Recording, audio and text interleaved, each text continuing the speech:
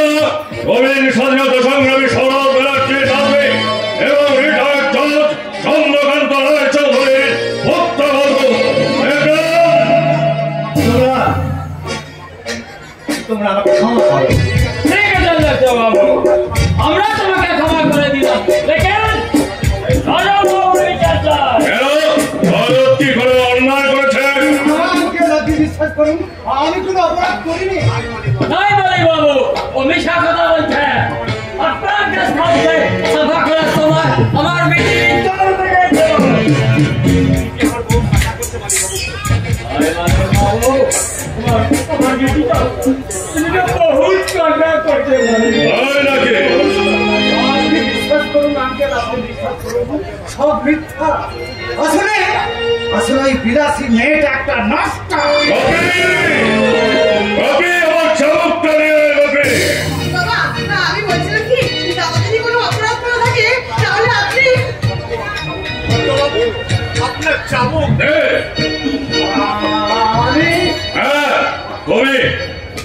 একটা প্রশ্নের উত্তর দাও, তোমার বয়স কত? দেখা বলো। এমকম বিদ্যা নিয়ে 35 বছর বয়সে কোনদিন তুমি শুনেছ একটা যুবতী মেয়ে নিজেই তার গায়ে কলঙ্কের কালি লেপন করে? তবে ওই মেয়েটা সব করে আঙ্কেল। আমার চোখে একটা কণিকা।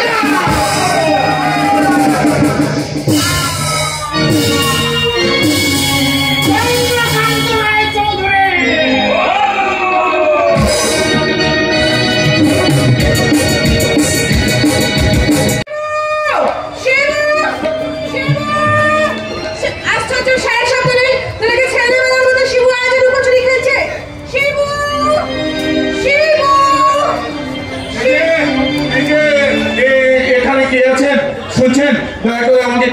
পার করে দেবেন? আমাকে সারপ্রাইজ দেওয়ার জন্য শিব বন্ধ করে আপনি অ্যাক্টিং করছে। অলরাইট, আমার নাম পায়ে দুখাচ্ছি, আমি ওর সঙ্গে একটু অ্যাক্টিং করি। আচ্ছা শুনছেন, ওই পারফিউমের গন্ধ বের মনে হচ্ছে আপনি একটা মেয়ে ছেলে। তো এখন আমাকে একটু রাস্তাটা পার করে দিন না। আমি আছি আপনার মতো অন্ধ। সে কি আপনি আমার মতো অন্ধ? তাহলে আসুন না, আমি অন্ধ, আমি অন্ধ, আমরা দুজনে হাত ধরাধরি করে ওই জোড়া দিঘির দিকে যাই। আমার হাত ধরে তুমি নিয়ে চলো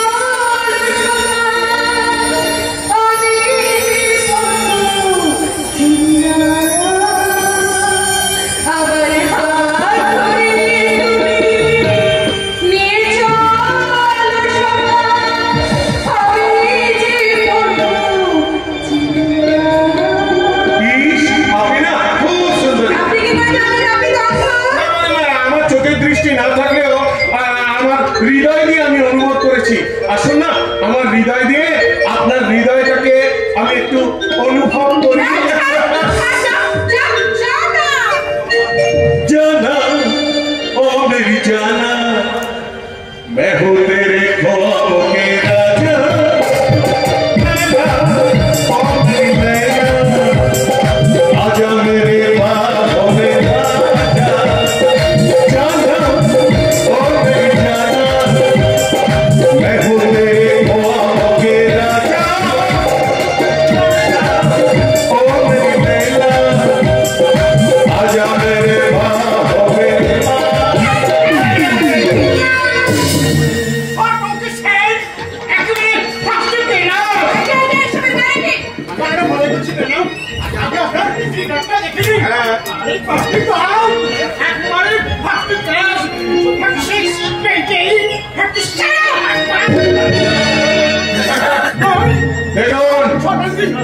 দেখুন নারুবাবু, দেখুন ম্যাডামের আই সাইডটা দেখুন, ফ্রন্ট সাইডটা দেখুন, ব্যাক সাইডটা দেখুন, টোটাল ব্যাপারটা মিলিয়ে নিন।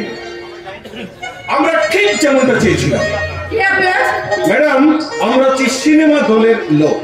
আগামী আমি যে ছবিটা শুটিং শুরু করব, সেই ছবিতে এইরকম একটা সিকোয়েন্স আছে, আর সেটা কেমন হবে আপনাকে দেখেই আমি একটু ছাড়িয়ে নিলাম, কারণ আমার আগামী ছবির নায়িকা হবেন আপনি।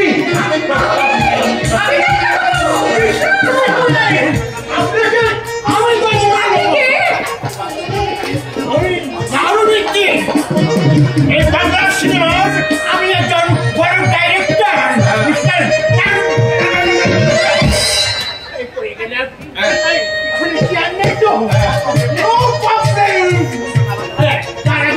আপনার সঙ্গে ওর পরিচয় করে দিই। উনি বলেন এই বাংলার টেলিভিশনের একজন উদীয়মান মেগা হিরো মিস্টার কাঞ্চন কুমার। আর ব্র্যাকেটে দূর ফিরে যা। এই দূর ফিরে যা কথাটার মানে কি? মানেটা বলছি, উনি দূরদর্শন খাতে বলে দূর, আর ফিল্ম খাতে বলে কি, আর রেডিও খাতে বলে রে। আর যদি কোনোদিন যাত্রায় যান, তাই যা শব্দটা এক ভাষণ লেখে গুঁজে দিলাম। আর যাত্রায় মুখে যদি কিছু না বলতে পারেন, তখন উনি কত করেন, তখন সবাই মৃত্যুর পরিদর্শন করবে। ওরে কাঞ্চন কুমার, দূর ফিরে যা, দূর ফিরে যা, দূর ফিরে যা। আচ্ছা, আপনি কি আমার ব্যবহারে খুব কষ্ট পেয়েছেন? না, কষ্ট করবো কেন? আমার প্রথমে খুব রাগ হয়েছিল, কিন্তু পরে যখন শুনলাম আপনার সিনেমার লোক, আচ্ছা, আপনি কি বুঝি সিনেমা খুব ভালোবাসেন? সে তো ভালোই বাসি না কাঞ্চন বাবু, আমার অনেক দিনের শখ, আমি ফিল্মে অভিনয় করবো। আচ্ছা, তাহলে আপনি বাড়িতে বসেছেন কেন? সিনেমা নেমে পড়ুন। দেখছেন না আজকাল গেস্ট বাড়ি, মেয়ে বউ এমনকি বাড়ি ঝিরা পর্যন্ত সব সিনেমা এবং সিরিয়ালে নেমে পড়েছে। কিন্তু আমি কি অভিনয় করতে পারবো না? কেন পারবেন না? আরে বাবা, নানু বাবুই আপনাকে তৈরি করে দেবে। আমাদের টলিউডের রচনা, ঋতুপর্ণাকে, এমনকি বোম্বের কারিনা ঐশ্বর্যকে পর্যন্ত এই নানু বাবুই তৈরি করে দিয়েছেন। নানু বাবু তাহলে খুব গুণী এবং ব্যস্ত মানুষ। ব্যস্ত বলে ব্যস্ত, একদম না খাওয়া পর্যন্ত সময় পাই না। পড়ে গেলাম। তো আপনার পরিচয়টা জানা হয়নি। আমার নাম পায়েল মুখার্জি। আচ্ছা, আপনি কি জোড়াদিঘিতেই থাকেন? আগে হ্যাঁ কাঞ্চন বাবু, এই জোড়াদিঘির চন্দ্রকান্ত রায়চৌধুরী আমার জ্যাঠামশাই। আমার বাবা মা মারা যাবার পরে ওই জ্যাঠামশাই আমাকে মানুষ করেছিলেন। আরে কি আশ্চর্য! ওই জোড়াদিঘির চন্দ্রকান্ত বাবুই তো আমার বোন ছন্দার শ্বশুর।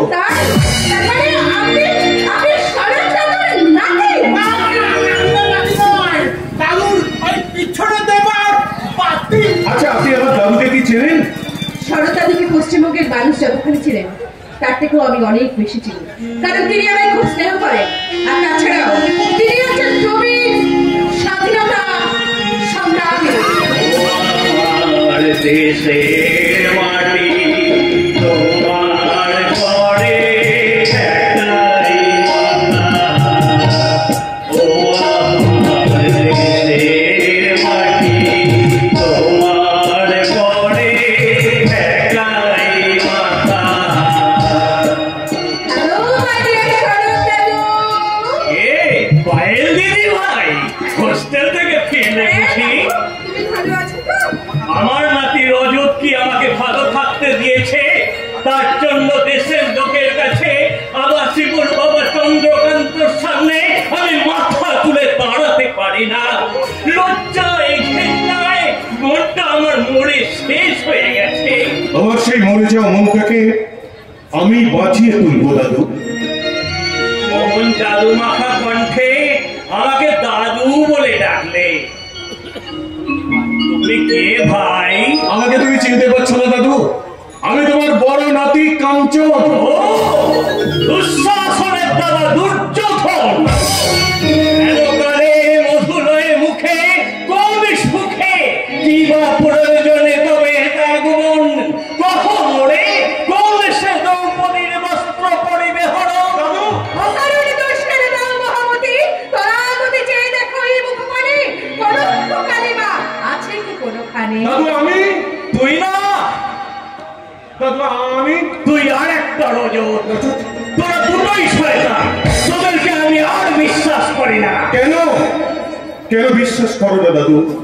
আমার ভাই দুঃশাসন হলেও আমি তো দুর্যোধন নই। মনে করো না দাদু, আমি মহাভারতের উপেক্ষিত সন্তান। আমার নাম বিকর্ণ। কি বললি? ভাইয়ের মুখ থেকে আমি সব কথা শুনেছি দাদু। আমি বুঝতে পেরেছি আসল অপরাধী আমার ভাই। তাই বিশ্বাস করুন, আমি ওই চন্দ্রকান্ত বাবুর কাছে ক্ষমা চাইতে এসেছি। বাহ বাহ দাদু ভাই বাহ! তোমার মুখের কথা শুনে আমার বুকের বোঝাটা অনেক হালকা হয়ে গেল। আশীর্বাদ করি দাদু ভাই, তুমি অনেক অনেক বড় হও। দাদু দাদু ভাই!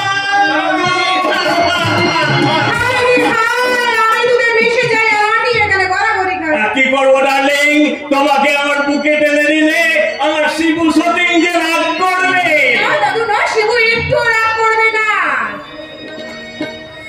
থামলো ছুরি থাম। তুই যে শিবুর প্রেমে হাবুডুবু খাচ্ছিস তা আমি জানি। আর শিবু তো একেবারে তলিয়ে গেছে। কথা আমি বলবো না। বাই, পরে দেখা হবে। বাই।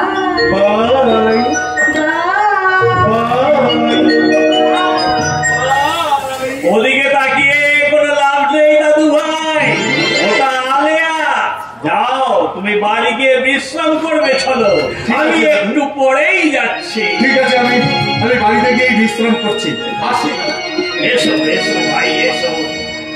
ও আমার দেশের মাটি তোমার পরে একাই মাথা। ও আমার দেশের মাটি তোমার পরে দাঁড়িয়ে না থাকে, ফলো মি। তুমি আপনি আশীর্বাদ করুন, আমি যেন বড় হয়ে আরেকজন বড় জননেতা হতে পারি।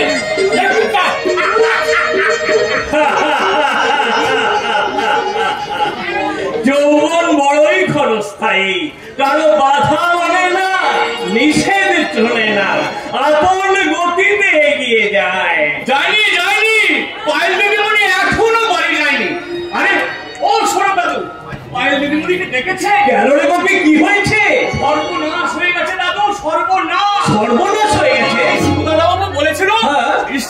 থেকে পায়েল দিদিমণিকে নিয়ে আসবে। আচ্ছা। আর ওদিকে বৌরানির খাওয়ায় ফরমাস কাটতে গিয়ে আমার দেরি হয়ে গেছে। কিন্তু পায়েল তো অনেকক্ষণ বাড়ি চলে গেছে। বাবা বাচ্চা গেল। কিন্তু পায়েলকে তুই নিতে যাচ্ছিলি কেন? শিবু কোথায়? শিবু ওমা তুমি জানো না বুঝি না আজ যে শিবু দাদা বাবুর জন্মদিন গো। আজ যে শিবরাত্রি।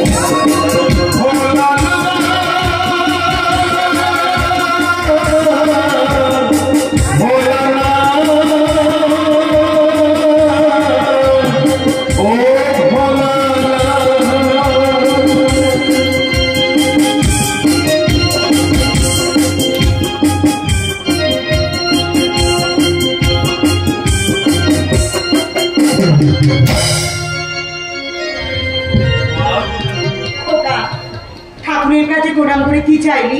আমি আমার জন্য কিছু চাইনি মা। আমি ঠাকুরকে প্রার্থনা করে বলেছি আমার বাবাকে সুস্থ রাখো আর আমার মাকে ভালো রেখো। তুই কে রে খোকা? তুই কে? আমি তোমার শিবু, তোমার খোকা। তুই বড্ড সরল, বড্ড বোকা, তাই তোকে নিয়েই তো আমার যত চিন্তা। শিবুদার জন্য তুমি কোনো চিন্তা করো না খুড়িমা, আমি তো আছি। শিবুদা আমি গেলাম, আমার পরে আসবে। আসিস? হ্যাঁ তা তো জানি বাবা অনাথ, কিন্তু খোকার বাবা যে খোকাকে সহ্য করতে পারে না। তুমি ঠিক বলেছো মা, বড়দার বুঝি বাবার সংসারে আমার খুব কষ্ট হয়। দুর্বোধ কষ্ট হবে কেন? বাবা তো ঠিক কথাই বলেন। হ্যাঁ, কোনো সন্তান যদি লেখাপড়া না শেখে, কোনো বাবা কি তাকে ভালোবাসে? এই ধরো আমার মেয়ে হয়ে যাবো, সে কতগুলো পাস দিয়েছে, তুই ভালো কলেজে পড়াশোনা করছিস, অথচ আমি এক কলম পড়ালেখা জানি না, একেবারে নবডঙ্কা। কেন হাসবো না? যা সত্যি তাই তো বলেছি। বাবা কি বলে জানিস? কি বলে? বাবা বলেন যে জমিতে ফসল ফলে না সে জমির কোনো দাম নেই। কিন্তু আমি তো তোকে মানুষ করতে চেয়েছিলাম। আমি যখন প্রথম এ বাড়িতে আসি তখন তুই 1 বছরের শিশু, দিন রাত মা মা করে কাঁদিস আর আমাকে আঁকড়ে থাকতিস। তারপরে একটু বড় হলি, তোকে আর মায়েরকে তোর বাবা বড় স্কুলে ভর্তি করে দিয়েছিল। কিন্তু জ্যাঠাইমা, ও মা পায়ে নতুন এলি মা। এই মাত্র জ্যাঠাইমা, তুমি ভালো আছো? জ্যাঠাইমা পড়াশোনাটা খুব ছাড়ে জানেন জ্যাঠাইমার, সামনের মাসে আবার ফাইনাল এক্সাম। তাহলেই তো জ্যাঠাইমা, তুমি কোনো চিন্তা করো না, আমি না এই সামনে বারের এক্সামে আমি একদম বড় বড় রসগোল্লা পাবো।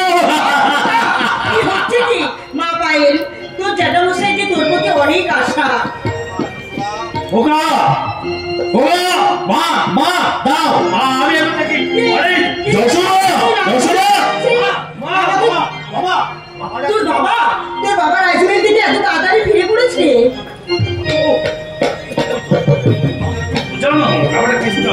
হ্যাঁ মা, বাবা ফিরেছে।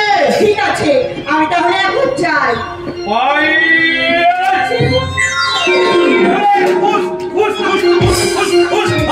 তারা বাবা তারা, যত পারিস তুই কাজ তারা। আর সেই ফাটে আমি গিয়ে দেখে আসি তোর বাবা কেন আমাকে ডাকছে। বুঝলাম ভাইদের। তুই কি তো পড়তে বসবি না? না, আজ পড়া বন্ধ।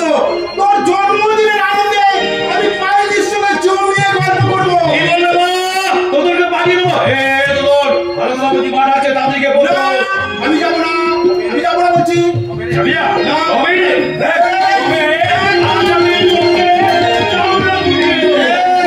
আমি কিন্তু তোর ব্যাপারটা সবাইকে বলে দেবো।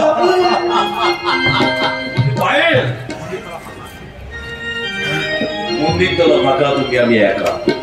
এবার তুমি কি আমার রাগ করেছো? শোনো না, আমি সেখানে যেতে চেয়েছিলাম, কিন্তু মা, ও বাবা, মা মনুষ্য কোষ।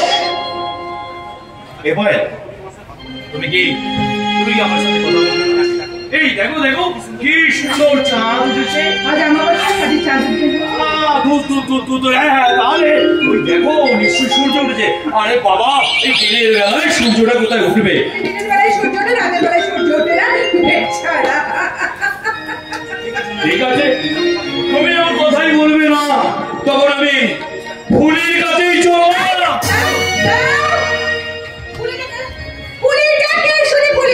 ফুলের শুনি, তাকে আমি ভালোবাসি। তাকে একদম ভালোবাসবে না, তাকে ভালোবাসবে নাকি একবার আমার কথা তোমার মনে পড়বে না? আমি তোমাকেও ভালোবাসি, আর ফুলি কেউ ভালো না, কোনো ফুলের সাথে তুমি একদম মিশবে না। কিন্তু বলছি ফুলিকে দেখলে আমার কাছে ছুটে আসবে।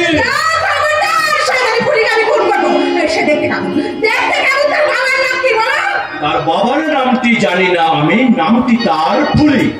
শরীরে আমার যাকে শিহরণ তাকে একটু ছুলে, তার পটল চেনা চোখ যেন পায়ের রাখো, দেখো না তার নাক যেন পঞ্চমুখী সাপ, হাত দিয়ে সে চলে, শুধু প্রেমের কথা বলে। তার গায়ের রংটি সাদা, তুমি হলে দুটিনি মিয়া, সে আমার রাধা। তার বাবা যখন গাড়ি টানে শক্ত হয় ক্যাচুর প্রচুর। আমার ফুলেশ্বরী কোনো মেয়ে নয় সখী, সে যে আমাদের ডবলি গায়ের বগনা বাছু।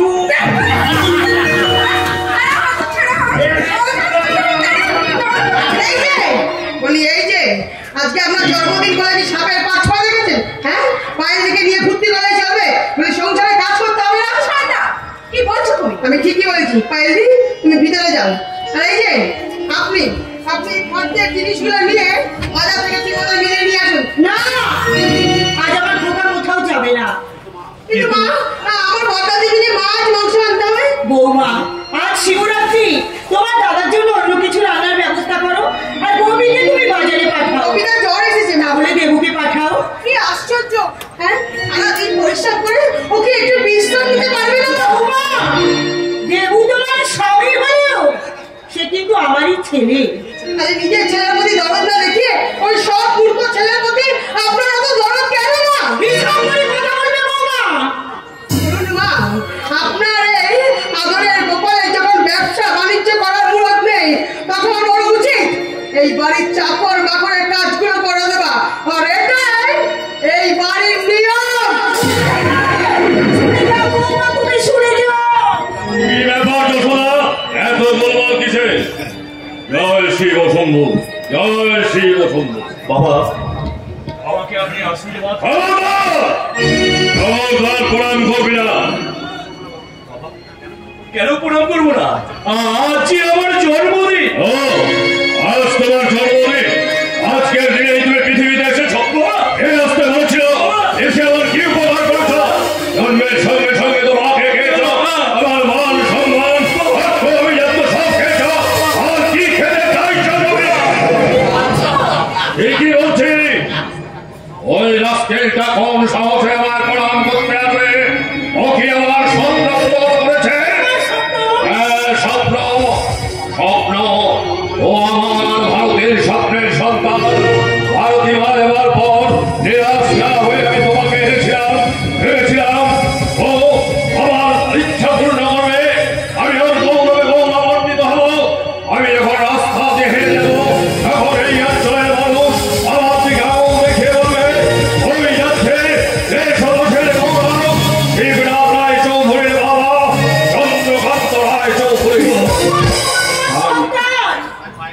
আমি ফাইলের সঙ্গে ওকে আমি এক স্কুলে ভর্তি করেছিলাম।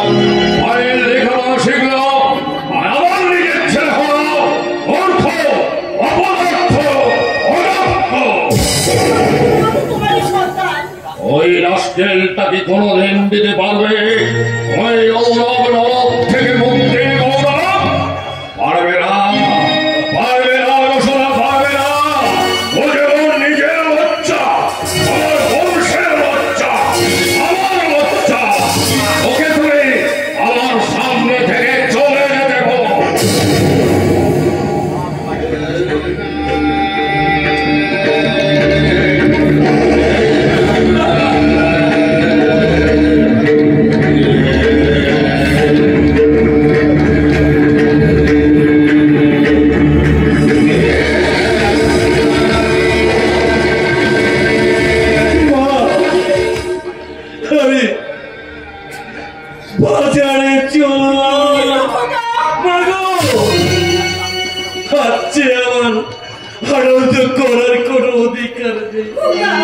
জন্মদিনে বাবার আশীর্বাদ পাবার কোনো অধিকার নেই।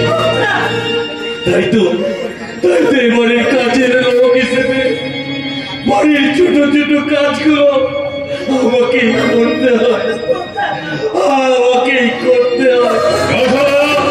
তুমি ওকে বলো আজ রাত্রে যেন আমার গাড়িটা নিজের হাতে পরিষ্কার করে রাখে। আগামীকাল সকালে আমি শহরে যাব। তাই হবে বাবা, তাই হবে। আপনি যা বলবেন আমি তাই করবো। আমার শুধু একটু আবদার, আপনি শুধু আমার দিকে একবার করে তাকান, আমাকে শুধু এক পলকের জন্য একটু দেখুন।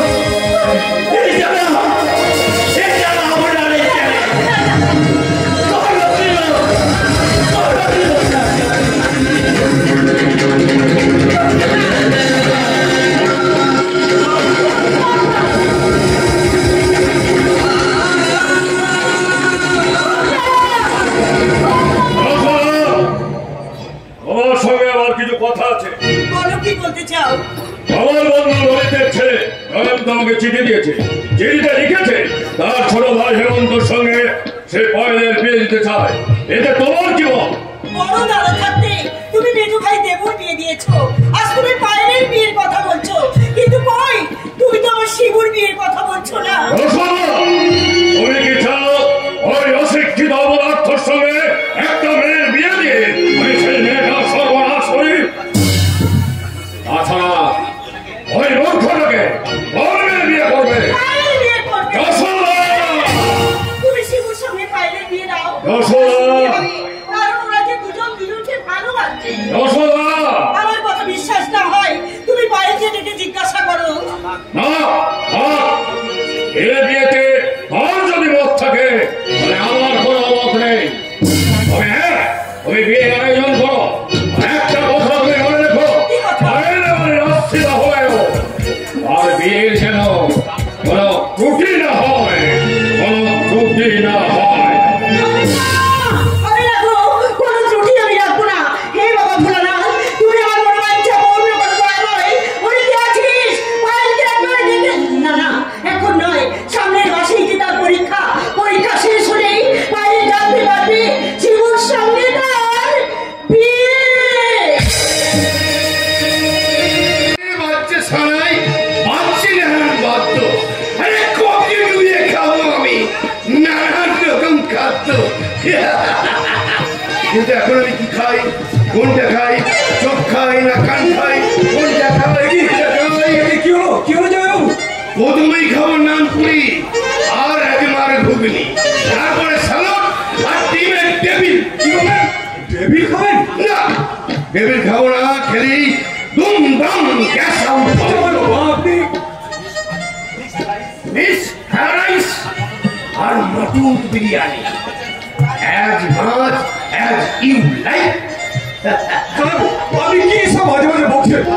তারপরে খাবো আমি পঞ্চিলি পরে খাবো চিকেন রেজালা, ঠিক তেমনি করে। একই আপনি ওরকম করছেন কেন? গার্গি তাড়াতাড়ি আয়, জামা বাবু কিরকম করছে না?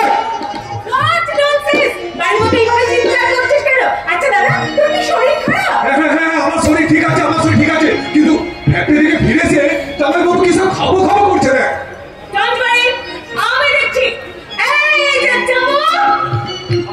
সন্দেশ খাবো। তার মানে আপনার ভীষণ খিদে পেয়েছে। ডোন্ট ওয়ারি, আমি এক্ষুনি আপনার জন্য সন্দেশ নিয়ে আসবো। না, আমি রসগোল্লা খাবো।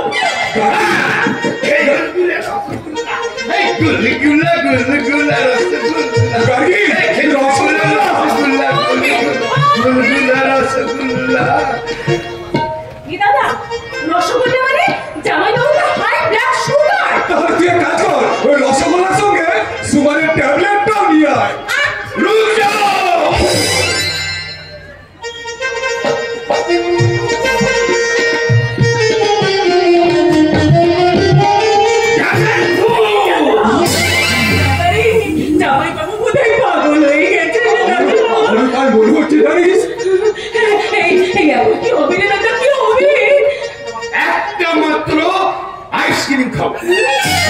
তাই খাবেন তাই খাবেন।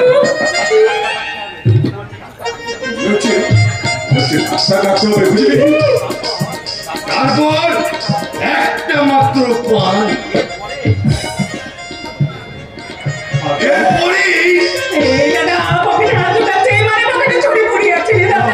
আমারও তাই মনে হচ্ছে।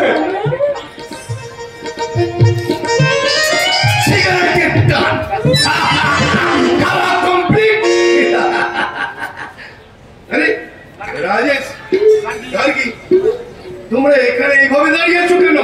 আরে ভাবিনি, শোনো। কিছুই তো হয়নি। আপনি ফ্যাক্টরি থেকে ফিরে এসে কিছু খাবো খাবো করছিলেন? আরে কাল বলি শোনো, তোমরা নিশ্চয়ই জানো আমার পেট খারাপের জন্য ওই দেবরাতের বিয়েতে আমি ভোজ খেতে পারি। তাই ওই শিবুর বিয়েতে কি কি খাবো সেটাই আমি ঠিক করছিলাম। Oh my God!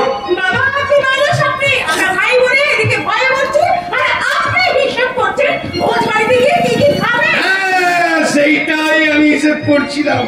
আর ওই কাকা বাবু, আরে রাখুন তো আপনার কাকা বাবু। আপনি যাকে কাকা বাবু বলছেন আমার মতে তিনি হল একটা ক্রিমিনাল। আরে ভাই তাকে তুই বল, মূর্খ শিবুর সঙ্গে শিক্ষিত পাইলের বিয়ে দেওয়াটা কি অন্যায় নয়? তুই বললি দাদা, পাইলে যার সঙ্গে বিয়ে হবে সে মূর্খ। Very bad. আরে সেই বড় বড় শিবুটাকেই তো পায়েল ভালোবাসে। আমি তো ভাবতেই পারছি না। ফটাফট ইংলিশ বলবে আর পাঁচজন মুখ থেকে বেরোবো না। অথচ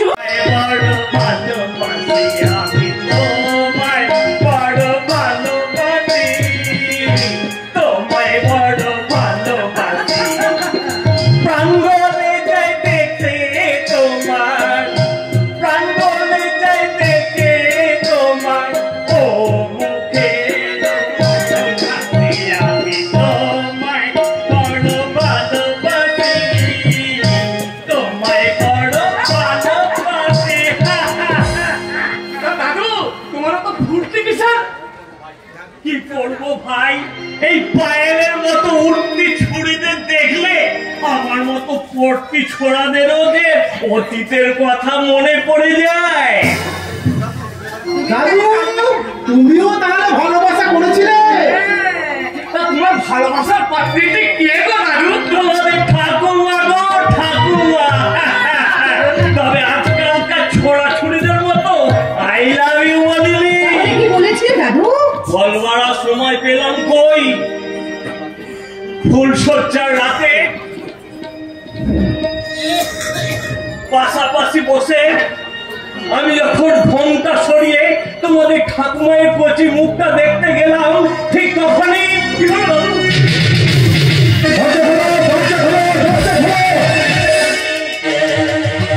আমি বাড়ির পিছনের দরজা দিয়ে পালালাম। পুলিশ আমাকে তাড়া করতে লাগলো। আমি গুলি ছুটতে লাগলাম আর মুখে বলতে লাগলাম, বন্দে মাতরম, বন্দে মাতরম, বন্দে মাতরম। ঠিক তখনই একটা পুলিশের গুলি এসে লাগলো আমার পায়ে।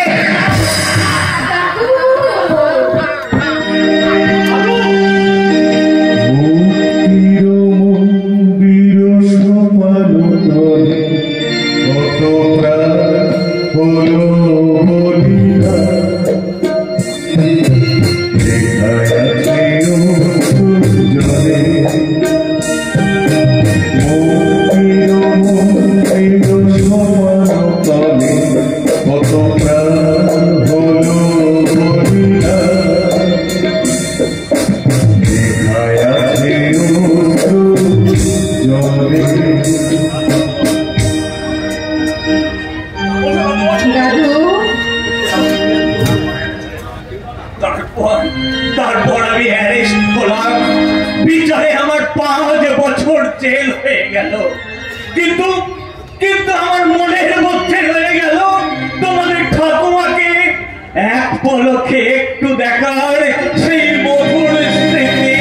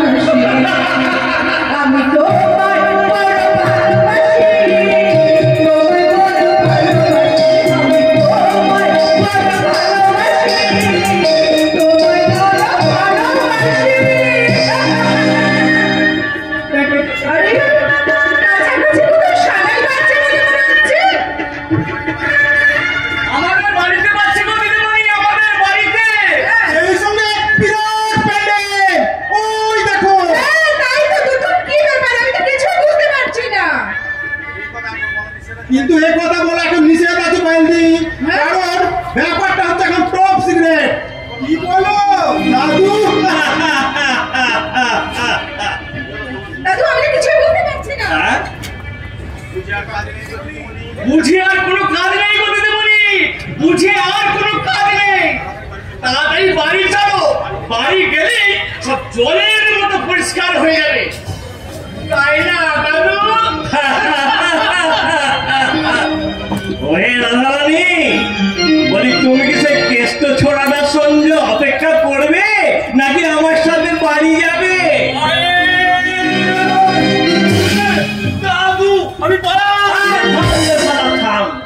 তুই যে ওই পায়েল ছুরির সঙ্গে প্রেম করছিস তা কিন্তু আমি জানি। ওহে রায়ধনী, তোমার কেষ্ট তো এসেই গেছে, তাহলে আমি এই আয়ান ঘোষ এখানে দাঁড়িয়ে কেন শুধু শুধু জ্বলে পুড়ে মরি? আমিও তাহলে মানে মানে কেটে পড়ি।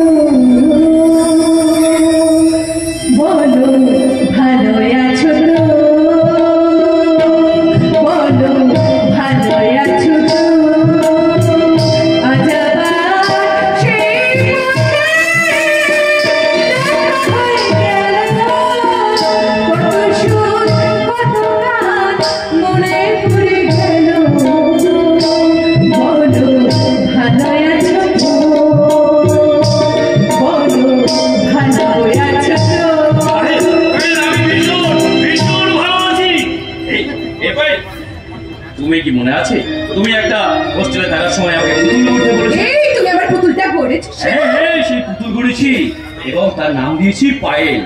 সেই পায়েল, সেই পুতুলে আমি প্রাণ প্রতিষ্ঠা করেছি, আর তাকে নিয়ে আমি অনেক অনেক স্বপ্ন। কি স্বপ্ন দেখেছো বলো শিবু? সেই ছোট্ট বেলা থেকে যে স্বপ্ন দেখো। স্বপ্ন ছোটবেলা স্বপ্ন।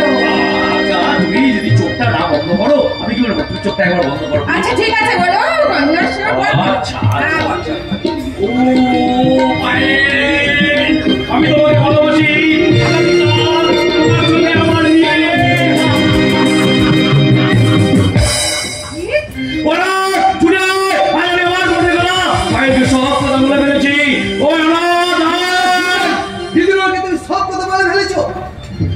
হ্যাঁ দেখ দেখ কথাটা শুনে পায়েল কেমন লজ্জায় মুখটা লাল হয়ে গেছে।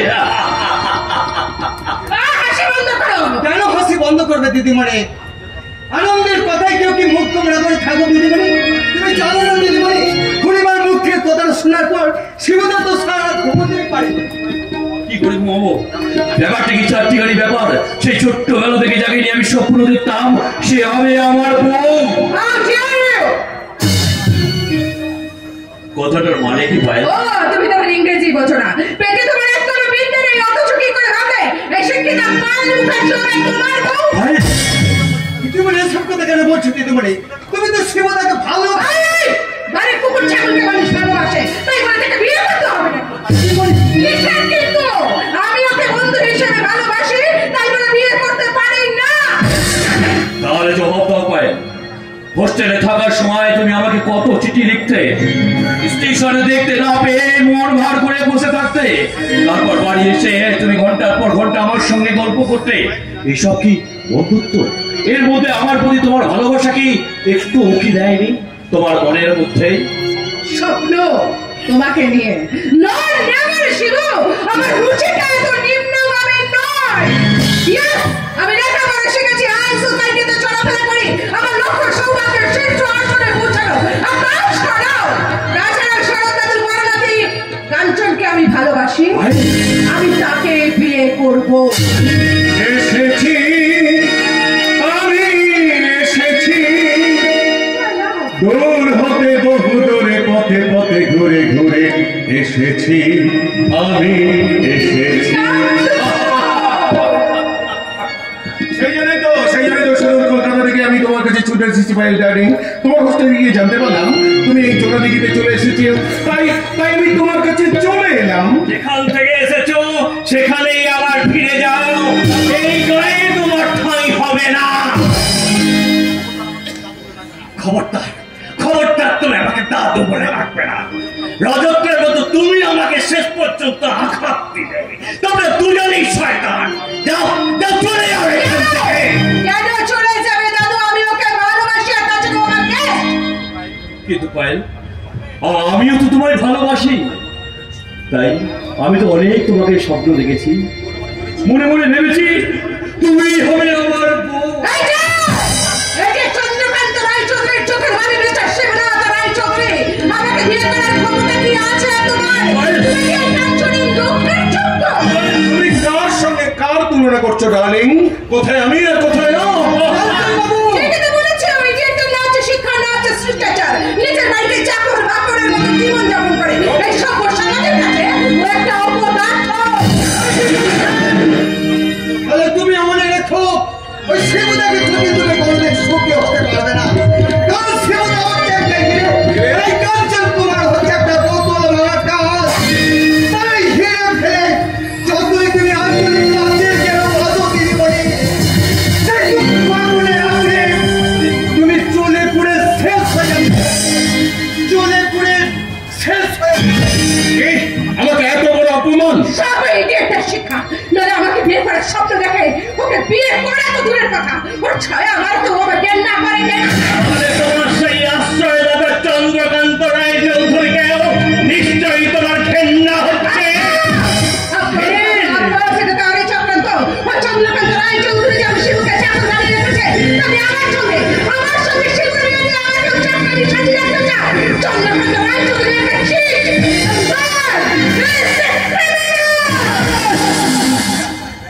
ব্যাস পায়েল, ব্যাস। আমার সম্পর্কে তুমি যা ইচ্ছা বলো, কিন্তু আমার বাবার সম্পর্কে তুমি আর একটা কথাও বলবে না। ছি ছি পায়েল, ছি। ছি ছি করছো কেন দাদু? আরে বাবা, পায়েল ডার্লিং যা বলে তো ঠিকই কথা বলেছে। হ্যাঁ দর্জন বাবু, উনি ঠিক কথাই বলেছেন। আর তোমাকেও বলতে পাই, তুমি নিজেকে একটু শান্ত করো। আমি তোমাকে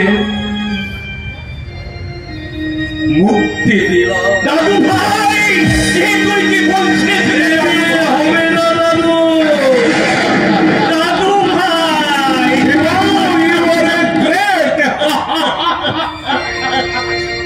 পায়েল, আজকের কথা কেউ কখনো কোনোদিনও জানতে পারবে না।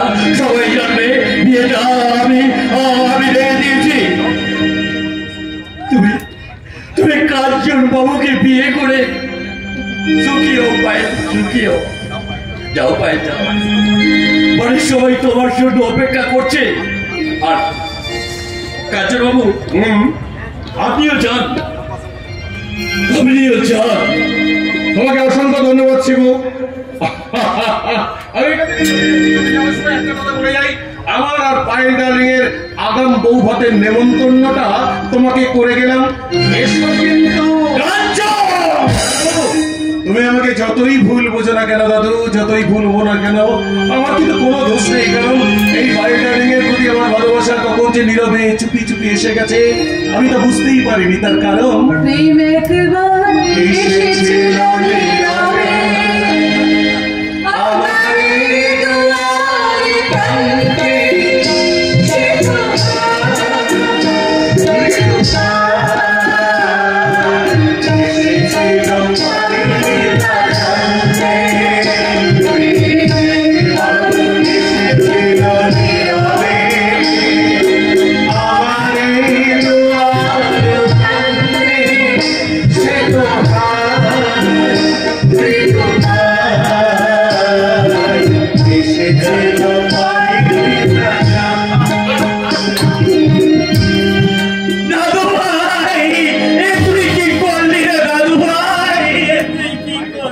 দাদু, পায়েলের জীবনের সুখদিন আলোচনা দেওয়ার জন্য আমি পায়েলের জীবন থেকে আমার কালো ছায়াটা সরিয়ে দিলাম। কিন্তু দাদু ভাই, তোর বাবা যে তোকে ভুল বুঝবে, তুই তো পায়েল হাসবে দাদু ভাই। কিন্তু এটা তো অন্যায় দাদু ভাই। আমি সারা জীবন অন্যায়ের বিরুদ্ধে সংগ্রাম করেছি, আর আজকে এত বড় অন্যায় আমার চোখের সামনে দেখে নিজের কানে শুনে আমি কি চুপ করে বসে থাকতে পারি দাদু ভাই? না না না, আমি কিছুতেই মেনে নেব না। আমি সব কথা ওই চন্দ্রকান্তকে গিয়ে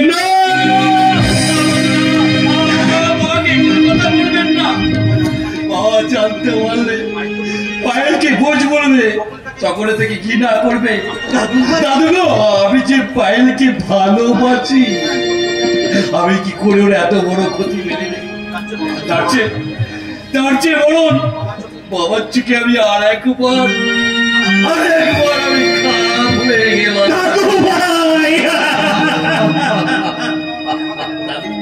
দাদু, তুমি আমার কথায় হাত থেকে প্রতিজ্ঞা করো, আজকে কথা কাউকে তুমি বলবে না। বলো দাদু, বলো।